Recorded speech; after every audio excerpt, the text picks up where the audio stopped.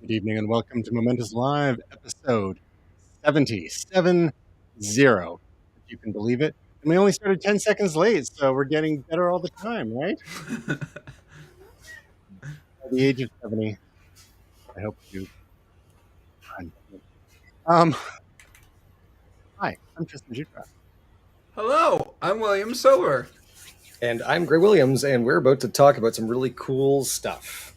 Very cool. If you want to find out more about us, you can visit momentous.tv, instagram.com/why am I doing that first? Momentous.tv, twitter.com/momentous.tv, and facebook.com/momentous.tv. On YouTube, search my name and look for the Momentous playlists. Look, Tristan, that's the end. The Speaking of beginning 70. is punch that bell and kick the kitten. Abuse all the animals Yes. to feed the algorithm. Yes. There are so many animal stories I cut this week. Hopefully we'll finally get to them next week. Just wait. There's so many animals we have to talk about, and they're adorable and or creepy. First off, let's start with some follow-up. We've been tracking this story for months and months and months now, but our very favorite space telescope, the James Webb, as we teased last week, is starting to send us some remarkable images. One was revealed yesterday by NASA, and more were revealed today by NASA. Our official Momentous astronomy correspondent, Gray Williams, is here to bring us up to speed on what we're seeing here from the James Webb Telescope. Yeah, so this is absolutely fantastic. These color images are a real look into the history of the universe. This is from a group of galaxies called Stephan's Quintet, and we've also got some stuff from some ring nebulas as well. It's absolutely stunning. Like looking at what the greater picture of space looks like, and getting a look at things that have happened, up to 13 billion years ago. So this is some really, really great content that really is benefiting us now. But this is laying the groundwork for what we're going to be studying for, quite frankly, like hundreds of years. It's incredibly exciting stuff. This is a telescope that's 100 times more powerful than Hubble. Obviously, we've talked about it in the past, where everything had to go right for this thing to become what it's become, and it did.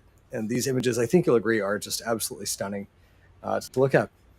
The Verge had a really interesting article comparing some of the images that have just been released from the James Webb to images from the Hubble of comparable parts of space. And the Hubble images at the time, in the mid-90s, 1996, were remarkable in their own right. But then when you look at the comparable James Webb ones, and it's a whole new level of detail that we just did not have access to previously. And we're seeing some interesting things like lensing due to gravity and whatnot. I would check out the links in the show notes comparing the Hubble images, like for example the Carina Nebula's cosmic cliffs, which is one of the most dramatic and striking images. Hubble, we really opened our eyes to some of that interstellar beauty, so to speak, and with James Webb, it's like cleaning the Vaseline off the lens. So it's not soft focus anymore. It's remarkable. And some of these images too, you can even zoom in to get more detail on. So for those who've been following along at home, it's starting to pay off now. There was that scary ride back early in the year where it was like, is it all going to work? They launched, is it all going to deploy properly? It's this like a $10 billion project. And now it's starting to pay off. And this is just the beginning. Well, it got hit by a microasteroid too, didn't it? And they all took a hard gulp for like 24 hours or whatever it was. Yeah. Can't they just turn on shields for that, like in Star Trek? Isn't that how it works? Not quite yet. Oh, okay. Another bit of follow-up. It's finally here. It's July 12th. Amazon Prime Day 2022. Consumer Fest.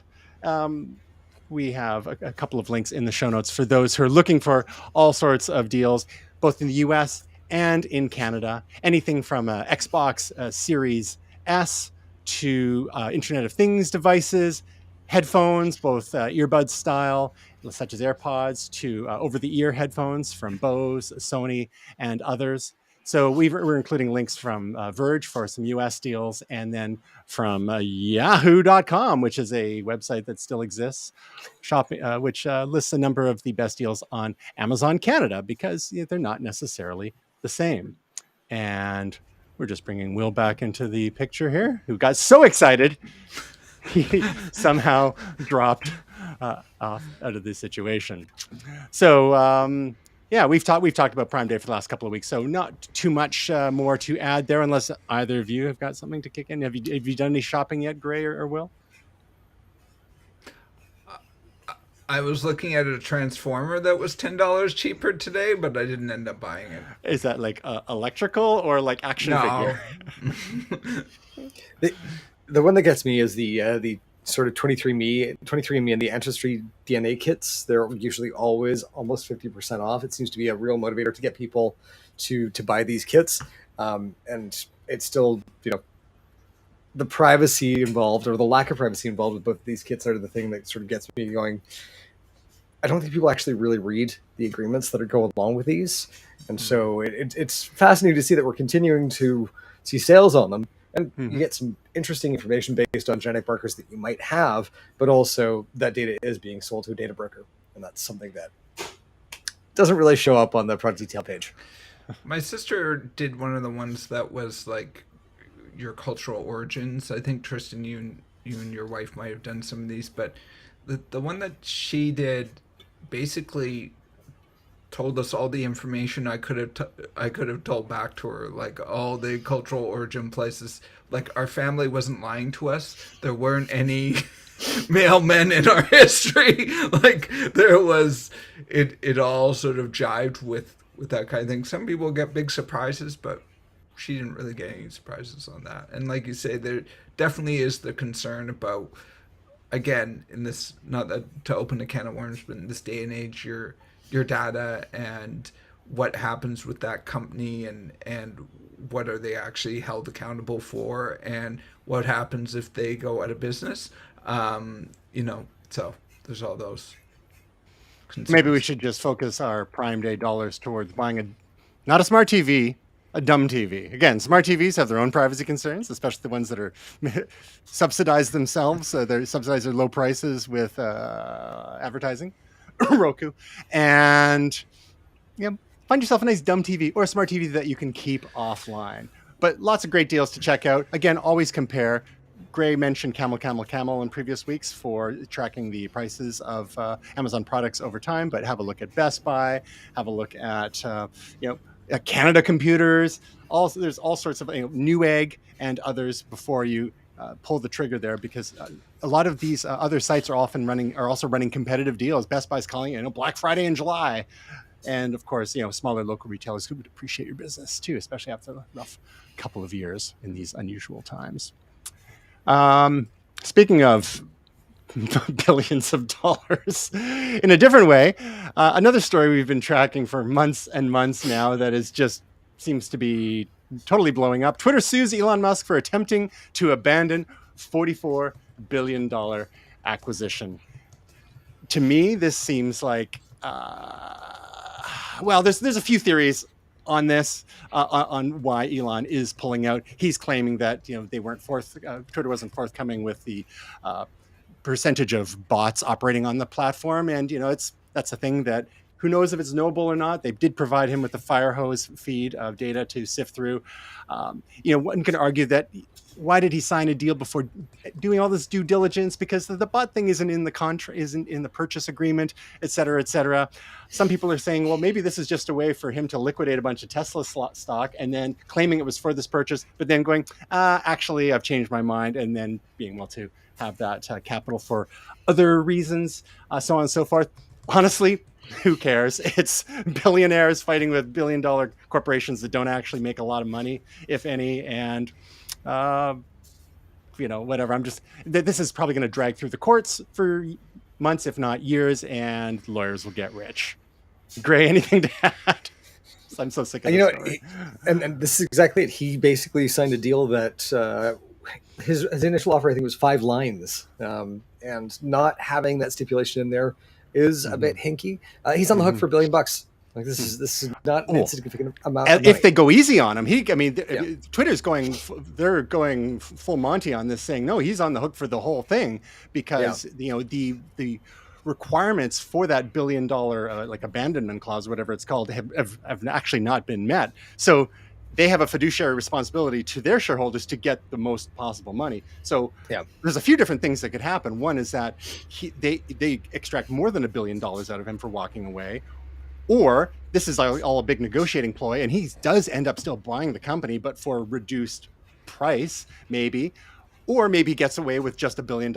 Again, it's just like, I wish this would just like wrap up so Elon can get back to cars and rockets and brain implants and tunnels and all that stuff that brain implants. Give me the brain chip.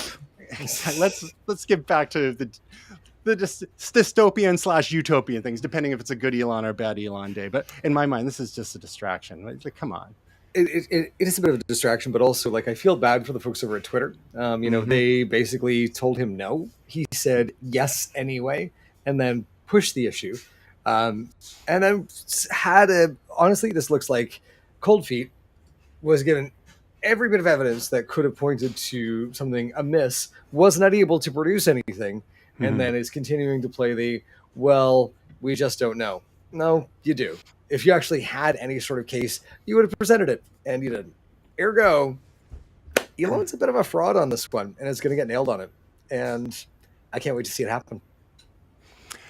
In other breakup news, Jony Ive and Apple are officially no longer working together. So he stepped down as chief design officer. Oh, God. It feels like forever ago, and also not that long ago, pre-COVID, I assume. But they had some sort of agreement between them that his company, Lovefrom, would continue to consult with Apple. So this is 2019, and apparently they had a contract for about $100 million. Who knows what kind of work Ive's company actually did for Apple in that time period? But what the end of this contract, which has not been renewed, maybe Apple's not interested in writing big checks anymore, is that Jony Ive can go and work for potential competitors to Apple at this point and doesn't have to clear anything with Apple. He's been working a lot with Ferrari and Airbnb, among others. So ultimately, what do we think his legacy was? I think a lot of people have kind of forgotten about Jony Ive by now. Apple seemed, even though his fingerprint is still on a lot of Apple's designs. With the most recent MacBook Pros, they've kind of gone a bit of a different direction. They're not as super obsessed with the thinness, although that's still a feature in the latest MacBook Airs, which are finally getting into people's hands now, the M2 MacBook Airs. But for their pro-level machines, they're embracing the chunkiness, but still very Braun / Dieter Rams inspired design languages there. Gray, what do you think, just, very briefly, the impact of Jony has been, and how are things going to be different going forward, do you think? It's interesting looking at his legacy. It sort of was one of those things where function followed form over the course of the last 20 years, where Jony was basically saying it needs to be thin, it needs to be light, it needs to be very, very simple and direct to use. And it really, that vaulted Apple ahead of everyone else. If you take a look at devices over the course of the last 20 years, they had a very different design philosophy. And you had a lot of bandwagon jumpers who followed along with this because there was still space in that sort of design language to be different. We're getting to a point now where, form will follow function, because Apple now having that vertically integrated stack of everything from the processor to they're designing the shape of the batteries. They can actually now engineer things to fit into the form that they want to. And so, the function of the device is going to be what they need it to be, but we're no longer obsessed with trying to make things fit into a box that couldn't hold the things that they needed to. If you take a look at the MacBook Pros from 2019 and before, we hear a lot of things about the thermal envelope nowadays and being able to cool our processors. And the Intel processors just simply were not able to run at full speed inside of that enclosure. Basically, when we first started this podcast, I had a 2019 MacBook Pro, and it was a sad purchase to make because it was one of the last with that Intel processor in it. When I when we would do this podcast, I had to adjust the gain of this microphone to adjust for the fan noise on that computer. I don't hear the fan on this device anymore. I've got one of these new 2021 MacBook Pros, and it is kind of glorious, right? They basically got the hardware now so that they can do what they want with it visually and design-wise without having to compromise any of the things that they want to compromise. So I think Jony laid the foundation, and Jony built, the first level of the house. From here on out, they're going to build around him and build above him, but I don't really think that we're going to miss too much. He basically provided the gateway for things to look good and feel good, and now they've got guys like was it Johnny Soroji who are making them actually good on the other end. And design will ultimately report to Jeff Williams, who some figure may be being groomed to be the next Apple CEO, even though he's only a couple of years younger than Tim Cook. But not really a design guy per se, more of an ops guy, operations guy like Tim Cook was. So the question is, what will Apple's design leadership look like? There is no chief design officer anymore. Hopefully they don't lose their way. Now, one question that I did not warn the two of you about, but let's do it just for giggles here. Jony Ive has been largely responsible for the macro level design of Apple's products since the mid to late 90s.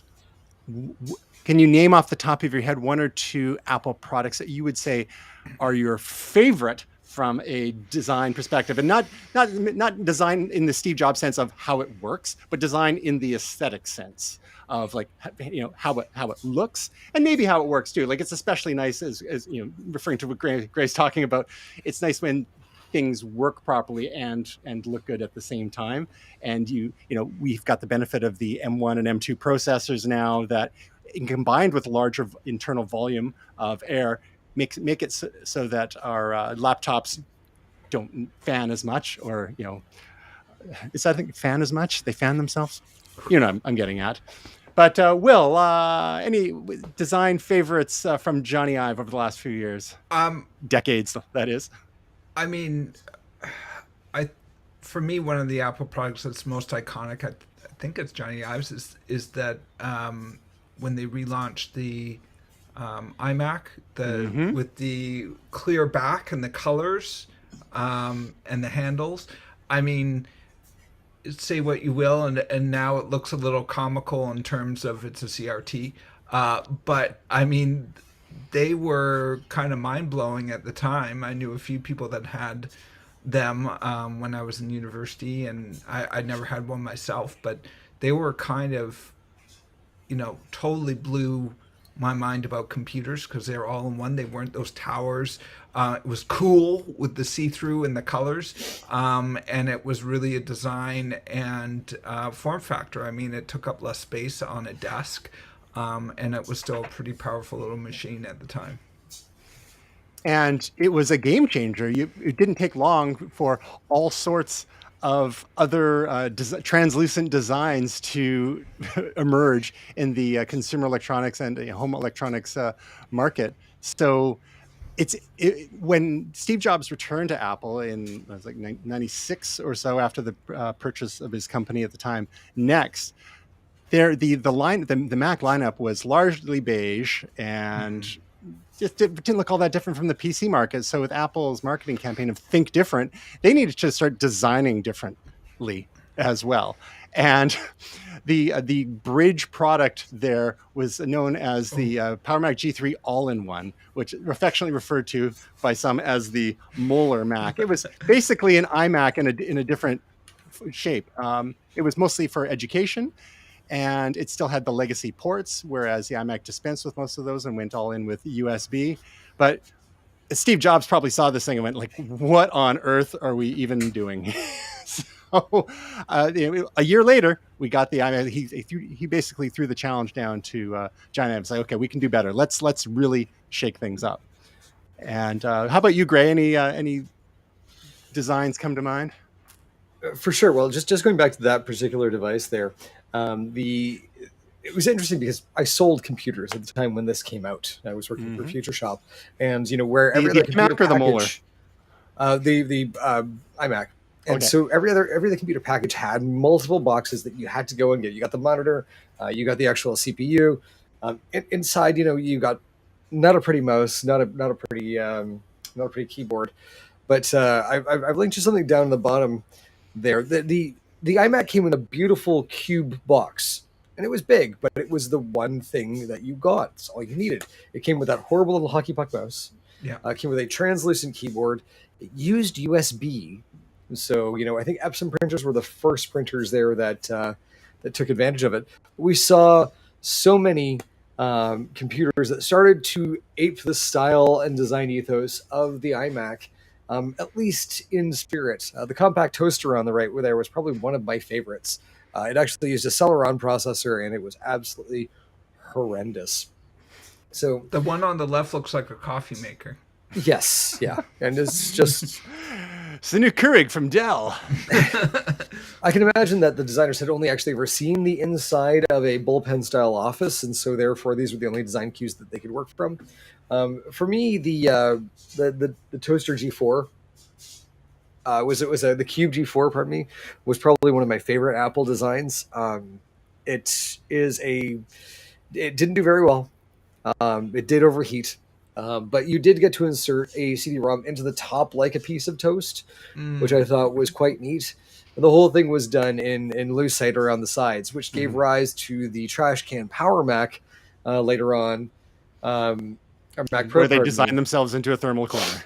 That's right. Can't innovate my ass, so you certainly can, just not in the right direction. And it's interesting because we actually have a number of those trash can Mac Pros at work. They were built in 2013, and we've only decommissioned them now, which means they lasted for 9 years.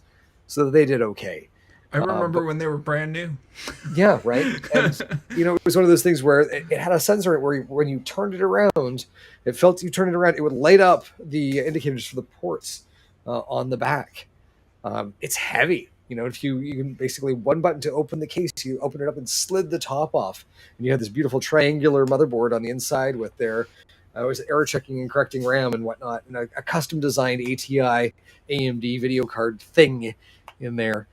Absolutely fascinating what this was. It looks like the MCP from Tron, or it looks like what a computer core should look like, and so small and relatively light. I mean, it's heavy when you pick it up, but when you think of what's all in there, it's kind of cool.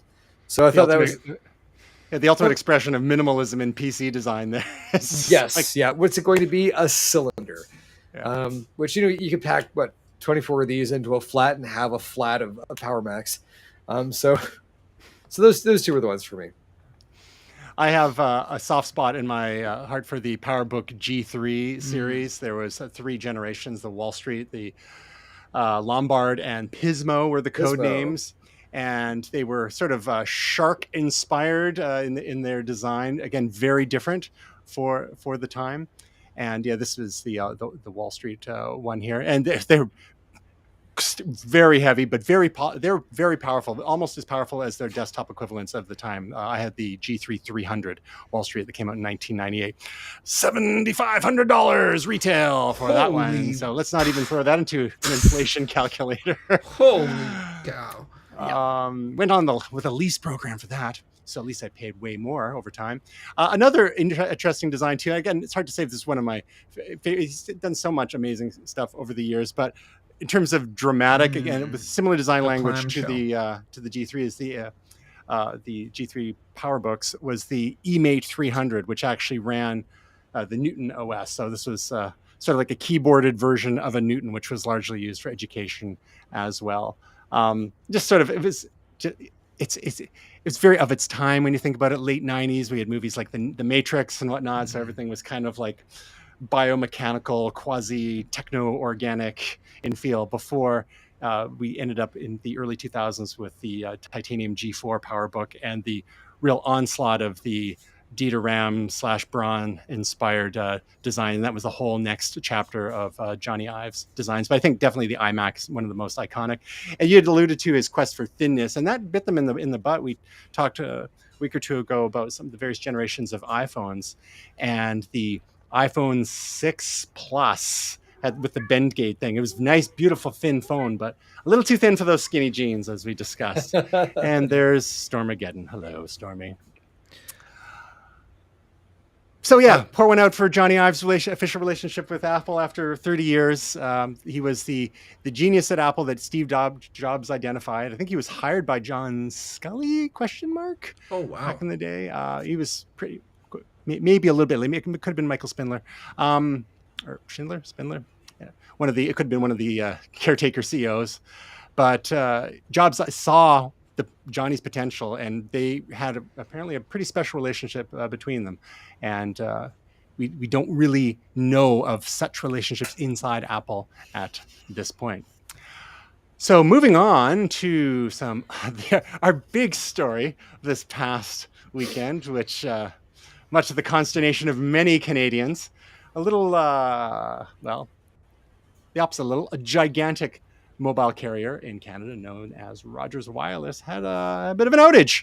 And I only realized this, I don't know if it was, when did it happen? On Friday, Thursday, one evening. I was heading out of town anyhow, and it's like, I'm not seeing any bars at all on my phone, and maybe I just need to restart or something like that. But no, I'm on Fido, which is the fighter brand for Rogers. Rogers bought them at some point in the 2000s, I believe. So yeah, lots of people losing their minds because so many people are reliant on their mobile devices. If you're not on Wi-Fi, you want a data connection that's going through your cell phone. And it was one day, and then it kept going and going, and they restored people in I guess blocks of customers over time. And one of the best parts was the refunds that Rogers was going to be offering to people, for the 1 day outage, and for most people it ended up being $3 worth. Since the outage went on for a while, now Rogers is going to be refunding customers for 5 days of service, which this is not my money to spend, but if you want to really do a mea culpa, in my mind, it's like, how about everyone gets like a free month? They do the Tylenol, like let's regain everyone's trust by like overcompensating. But it's easy for me to spend Rogers shareholders' money, obviously, and maybe even a couple of weeks for something that makes it impact, like really. So $15 credit, okay, great, thanks. How inconvenienced were people over that time? You had Interac systems going down in some places because they were relying on Rogers service, and Interac is even looking at adding backup connectivity suppliers for parts of their network as well. And then the other angle to this story, the other wrinkle here, is that Rogers is trying to merge with Shaw.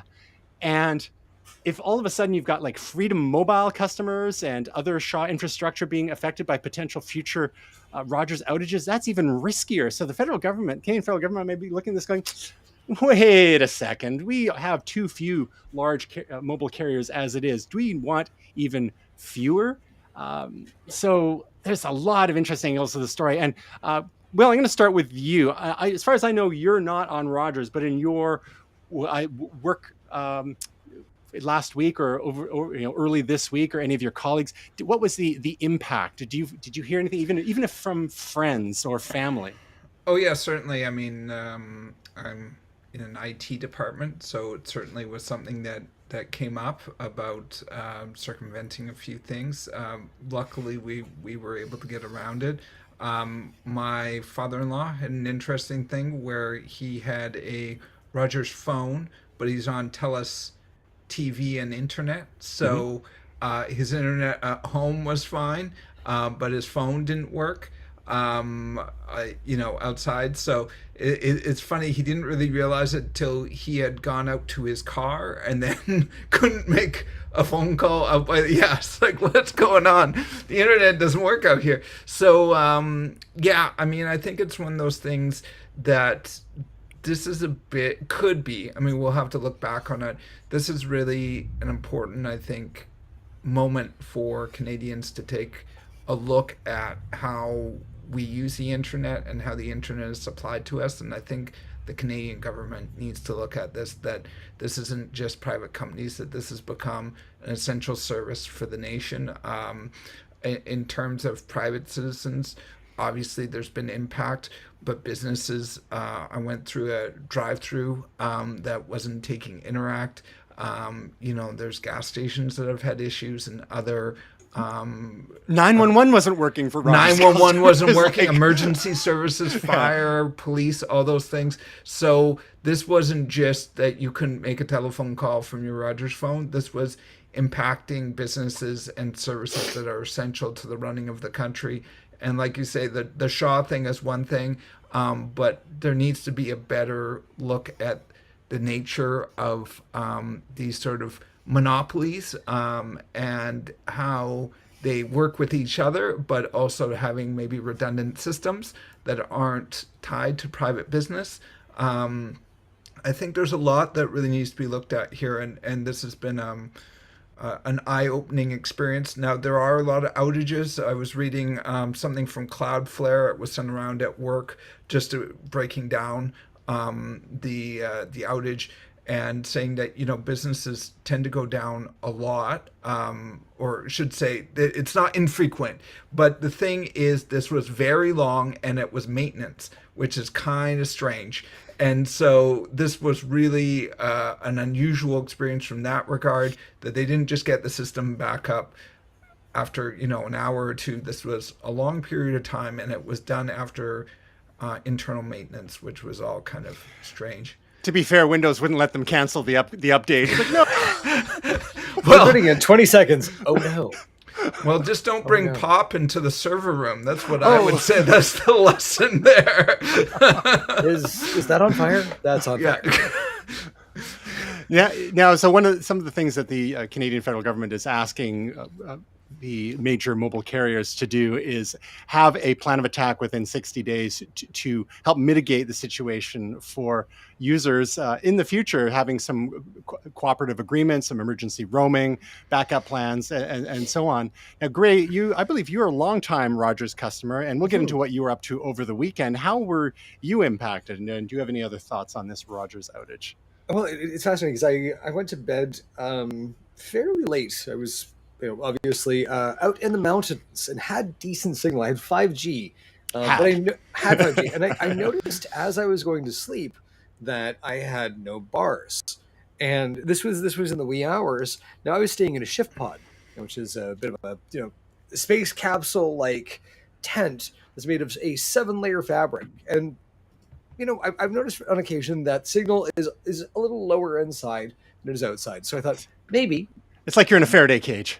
Maybe perhaps it's just there was an issue with that. So actually, I took the phone and put it inside one of the mesh window coverings to see if it would get better signal at all, and it did not. I'm like, weird. Something must be going on. I'm tired. I put my head down and was going to sleep. And Ray was actually coming up the following morning with a friend Kim from Winnipeg to join me, and so I had I turned my do not disturb off and was expecting to get text messages from them as they departed. And it's a good 4.5-5 hour journey from Vancouver to Merritt. So I was expecting to be awake well before they arrived. I woke up literally as they were pulling in because both Ray and I are on Rogers. And so there was no signal to be had for either of us. Now I do have, stand by here, a Spot X emergency communicator, which uses satellite.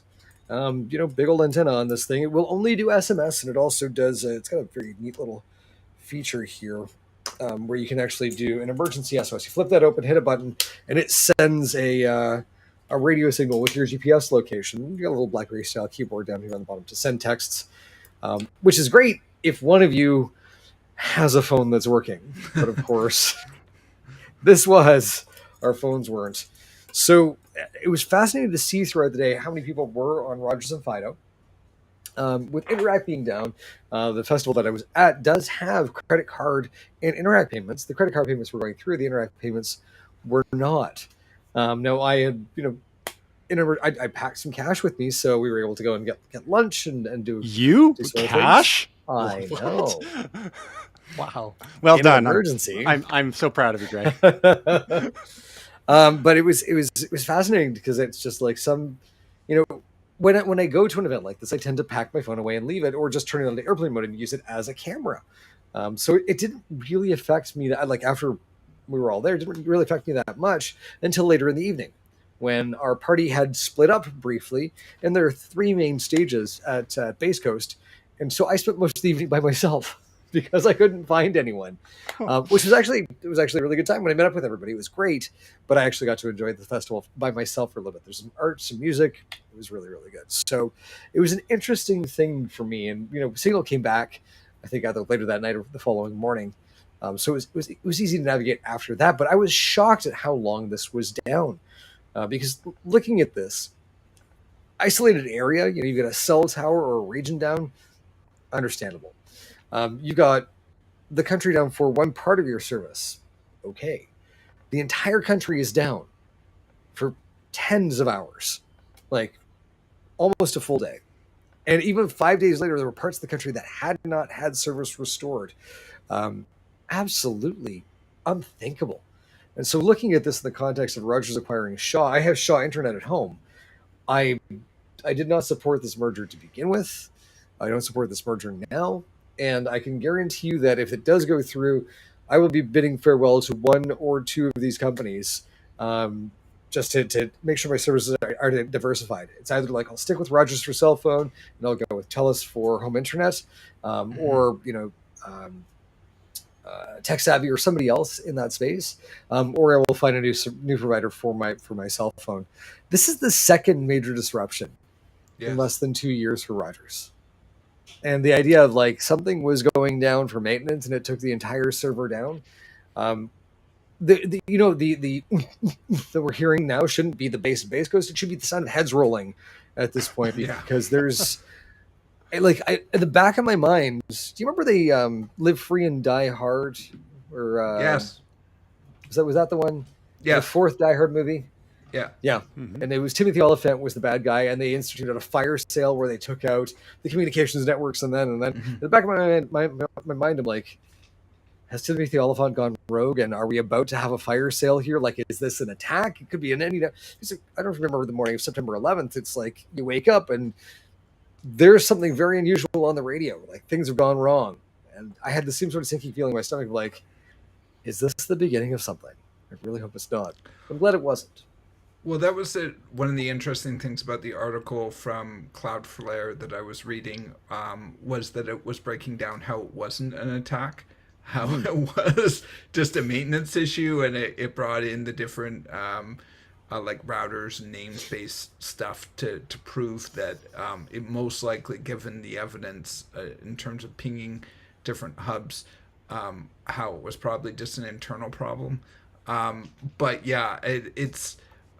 that was the benefit. That's a smart idea. Like my father-in-law, he hadn't thought about it, but I think he was just getting the best deal that he could. But having his phone on Rogers and having TELUS as his cable provider was sort of allowed him to continue using the internet. There was all these sad images. I don't know if you've seen them afterwards, Gray, of people trying to do work at like a brick wall next to a Starbucks, trying to do their business on Friday afternoon, or people aimlessly wandering around trying to get Wi-Fi signals.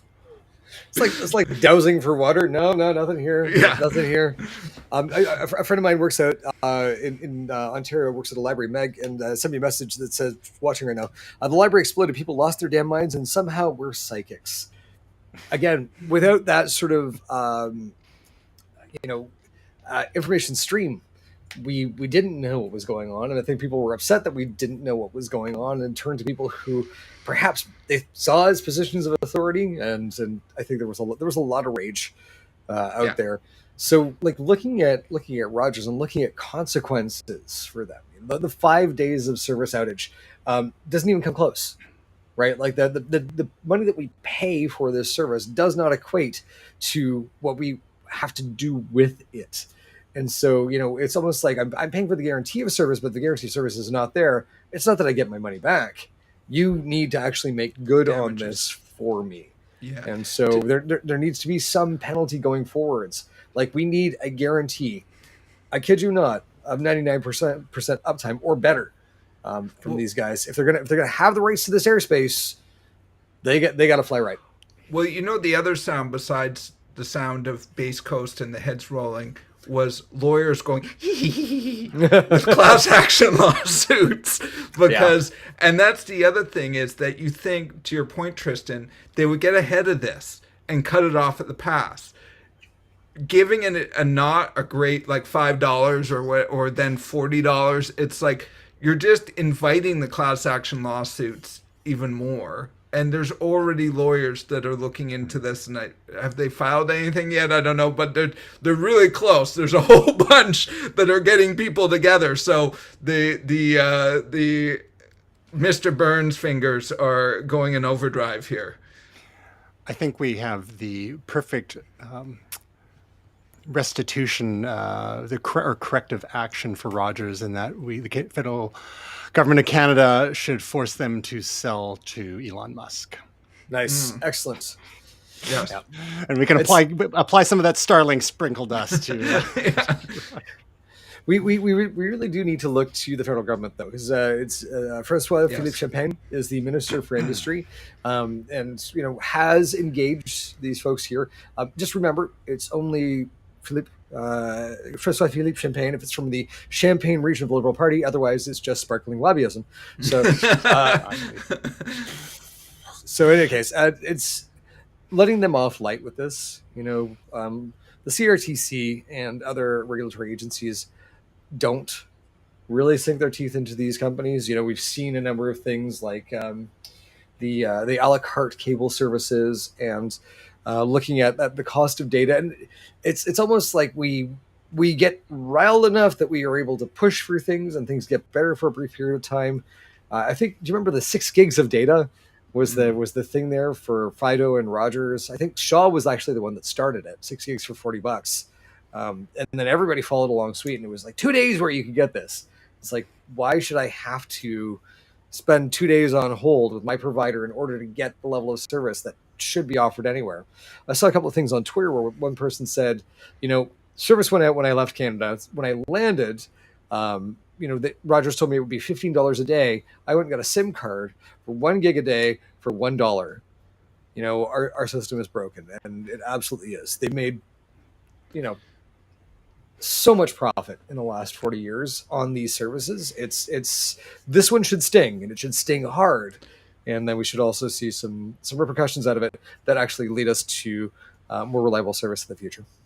Well, this is the other thing too, is that these are monopolies, although there's more than one, so it's not a oligopoly. Oligopoly, and exactly to the point is that they're not working like competitive businesses. I mean, a little bit, but they don't push each other that much. They make sure it's like a mafia. Everyone gets a huge piece of the pie, and let's not rock the boat. So the things with the cell phones, like let's not go against each other. We can all really profit if we don't try to undercut each other. And this is the same with cable internet. This is the same with everything. So they compete a little, but not too much, because they don't want to kill all of them. So they don't want to race to the bottom. Let's just plateau and make sure we all are hugely profitable. Unfortunately, the part of the solution for that sort of thing, if you want more competition, you open up to more foreign carriers, and then you can start allowing like Verizon, AT&T, T-Mobile, if they'd even be interested in the Canadian market. But there is a lot of allergy to U.S.-owned carriers in Canada. They have certain restrictions on how much foreign ownership there can be. And for example, Freedom Mobile, which is owned by Shaw, before that they were Wind Mobile, and they were partly owned by an Egyptian company. And but they could only do so much. They can only inject so much capital in there because of the foreign ownership. And Canada's a small market that's really, really large, like small population wise, but very large geographically. So, and Rogers probably say, what, poop happens, right? Like, we didn't do this on purpose. We're just bad at our jobs this one time, and maybe that other time a couple of years ago, and so on. But I just want to wrap this up. You had alluded to something, Gray, by way of that spot device, and Will, you had mentioned and both of you had mentioned by diversifying one's service providers. Gray, could you just clarify what you some ways in your life that you have redundant systems, such as that spot device, or in other parts of your tech life where you have the old belt and suspenders, as we like Yes. to say. Well, I actually now have a redundant system on the phone itself, which is Mm-hmm. I now have an eSIM Mm-hmm. for another provider that I can switch over to inside the device. So I've got my SIM card from Rogers. I can switch my service over with the eSIM on the iPhone 13 to use that for additional service. The Spot device obviously is a backup for um, when we're in a place with no signal, or if again the network does go down. And I don't have it now, but I used to have it, where I did actually have a separate internet stream Mm-hmm. for day-to-day use, and then I had a separate internet stream for streaming both inbound and outbound, because I was sending and receiving a lot of video signal. And anytime I was using that, it would slow the single internet down. So last but not least, actually, I did have two Wi-Fi networks here in the house, one on Plume and one on Shaw's Wi-Fi, which I was able to use basically because the Shaw Wi-Fi wasn't doing 2.4 gigahertz quite well, Mm-hmm. which it is now. They've actually updated the firmware on these devices, but older IoT devices would only use 2.4 gigahertz, which meant that they were invisible to that network. So I kept the Plume network running so that would work. So, what is Plume? It's the same system that Shaw is using, which is a series of mesh network pods that are around the house, and it uses those to communicate to each other. It's got automated backhaul on it, so basically it's taking a look at your traffic and doing smart traffic shaping in a way that benefits the internet traffic and not restricting it. The Plume Gotcha. one I control, the Shaw one they control. So I don't have to do that so much anymore because I'm actually using a separate router to control the system and just using the Plume for the Wi-Fi. Mm-hmm. But yeah, I did have two Wi-Fi networks in order to have my IoT separated and have my streaming separated. Gotcha. Will, how about you? What ways in your tech life do you have some sort of redundancy or backups in place aside from your DJ mixer category? I was just about to say I have analog and digital DJ mixers. You caught me. Damn it, future. No, I mean we have different cell phone and cable providers. Right. We Are you and Naomi on the same cell phone provider or on different ones? Yeah. Okay. So we bundled that at least. And then at one point we were trying to have an analog phone line, but they don't really do that anymore. It's still digital, or they changed it over to digital, so it's not the old school wire. It's actually just goes in through the internet and then they convert it. So we stopped doing that because it seemed like, well, what's the point if the internet goes down? This goes down. So yeah, that's kind of the main thing, is just that we separate providers. But I love the idea of that XSpot device. We don't go out of bounds all that often, but that just looks cool, Gray. Those thick satellite antennas are just really made chunky. Here we've, because bad with money, been on TELUS for phone and internet forever, and that for landline and internet. We're on, and we have fiber, and we have Shaw for cable, and for our mobile carriers, we have TELUS. Stephanie's line is TELUS. Is my old one that switched over to her in '98 when I got my Nokia communicator, which was only on Fido. So I got an additional number then. And so I'm on Fido, she's on TELUS. And that's the thing, is like, you can sometimes get better deals by bundling together, whether it's various services or even multiple accounts of the same service, such as cell phone accounts. But I don't like the idea of us being both on TELUS, as much as I don't mind TELUS. Her service has been great.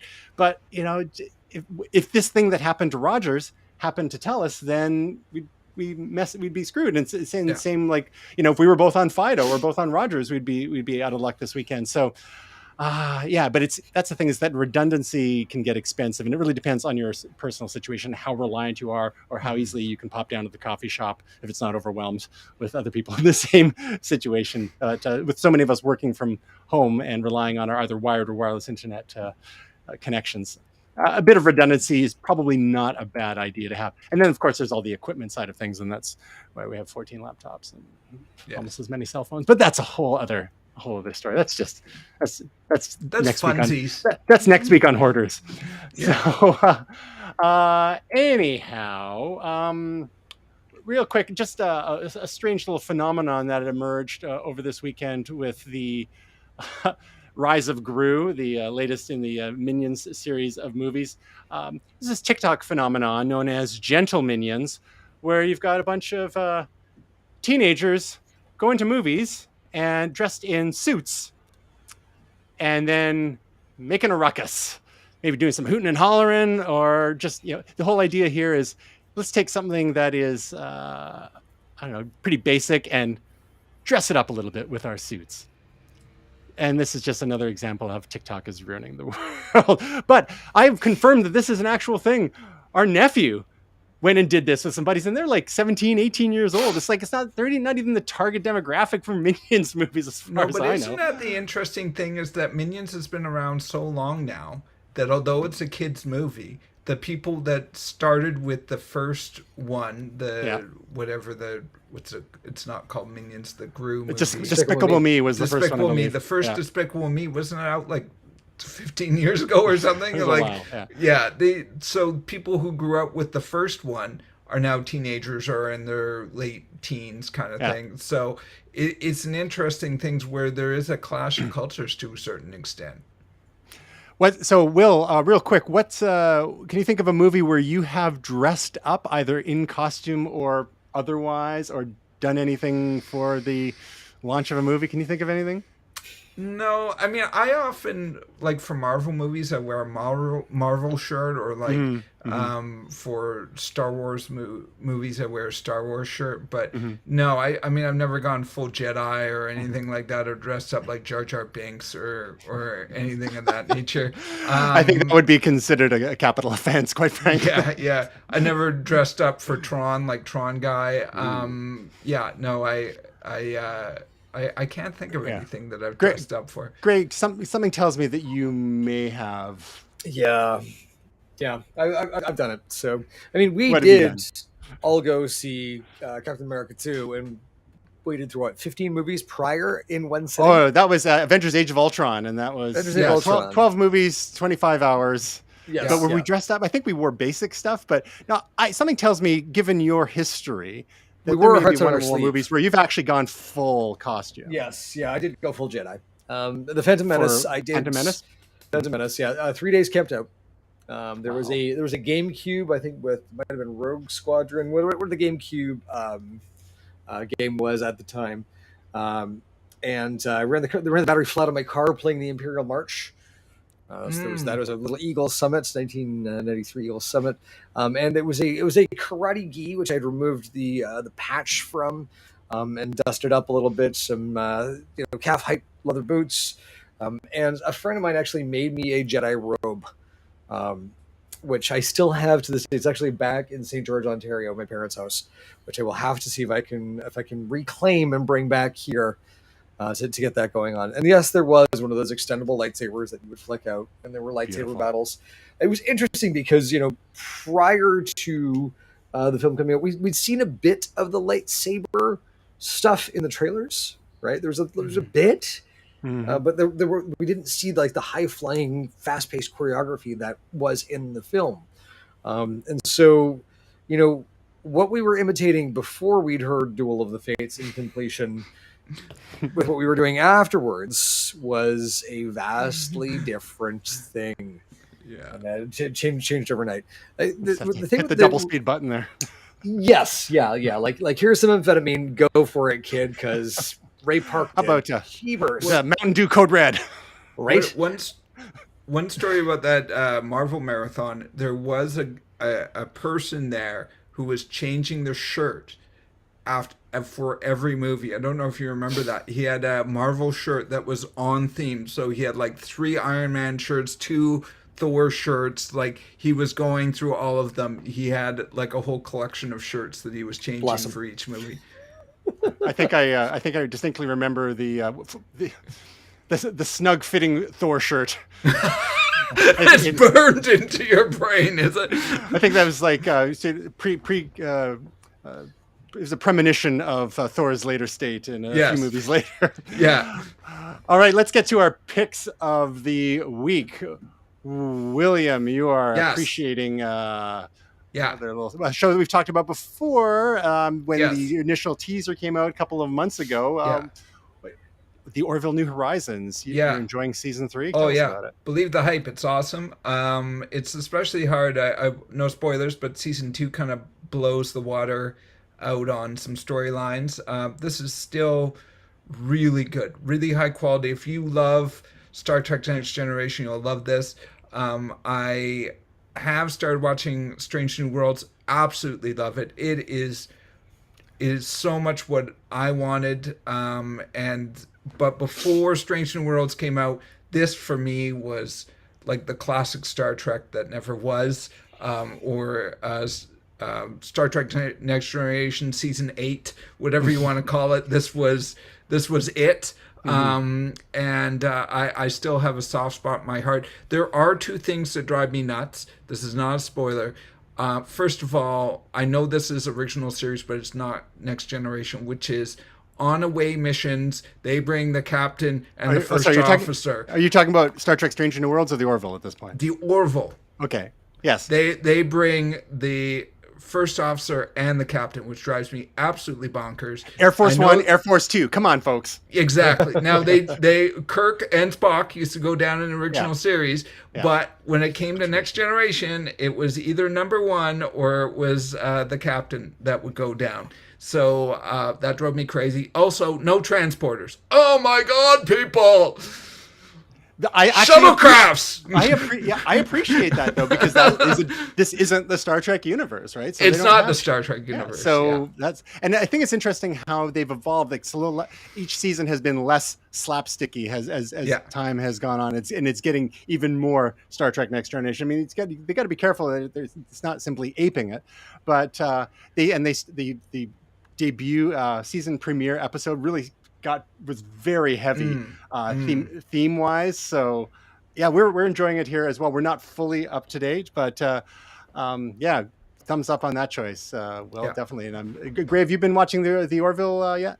I've not, no, and I pledge that I'm going to. Before I think probably what I'll do is I'll wait for the season to finish, and then I'm just going to binge hard. I watched the first couple of episodes and didn't really dig the comedy, but I promise that I will get into it. So they ease off of that as it goes on, but then you'll binge harder with a vengeance. Is that what something like that? I will binge harder with a vengeance. I will. It will be very much. I'll actually even put riddles together for myself that I have to solve in order to find that next episode. Is that Netflix 2? Binge harder? There you go. That comes first. Yes. Hey, what's your pick of the week? Well, speaking of Star Trek Strange New Worlds, I selected a specific episode here because, at 10 episodes in the first season, I haven't seen the 10th episode yet. The 8th episode was a little controversial because it was very much in the spirit of the old original series.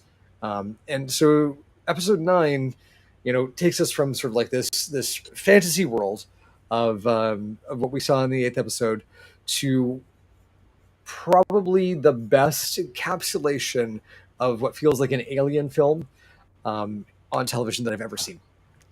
It is, it's, they receive a distress call from the USS Peregrine, which is said they had to make an emergency landing on a planet that they cannot get communicators or transporters into, which is a lovely, lovely plot device. Red flag. Yeah, right. Like little LV-426 here. It's you're looking at, of course, what do they do? But the captain goes and leads 2 shuttlecraft down to the Peregrine, which looks a lot like the Constitution class, which is what the Enterprise is. And they even say it's made with the same parts as the Constitution. But Dr. Mbenga says they're fast. They're very fast. And in no short order, we find out that, yes, there is a threat. Yes, it is real. And yes, it is terrifying. Again, won't spoil it direct, but if you've been paying attention to this season, you already know who this is. And I was on the edge of my seat for the entire episode and thoroughly recommend it. Good stuff. Real quick is my pick of the week is the return of none other than Canada's I don't know how you describe them, sketch comedy bad boys isn't exactly the right phrase, Legends? but yeah, like not yet. Legends indeed. Like from the 90s, the kids in the hall, and they are back on Prime Video with a new season. They're all grown up, so it's like 30 years later, and it's like they've picked up right where they left off. They're a little grayer, they're a little flabbier, but those of us who have grown up with them can totally relate. And again, they just like the Orville start off with a bang, but in this case, it was like with some full frontal male nudity. Spoiler alert. So, Boy, jeez. yeah, but yeah, they've brought back some classic characters, and they've got some new ones, and it's just as edgy as ever. and both Stephanie and I are enjoying it. Again, we have a soft spot for the kids in the hall. Again, that's executive produced by Lorne Michaels of Saturday Night Live fame, but definitely a key part of Canadiana when it comes to comedy, right up there with SCTV. Yes. So, projects. Will, do you have anything for us this week? I don't think so, right? Not this week, but coming soon. But Gray, you were up to something this weekend. Yep. Just really quick here. I went to go to Base Coast Festival here in Merritt in BC. Absolutely, it's such a great time. It's a wonderful thing. It is women owned and operated. They curate music and art for 4 days.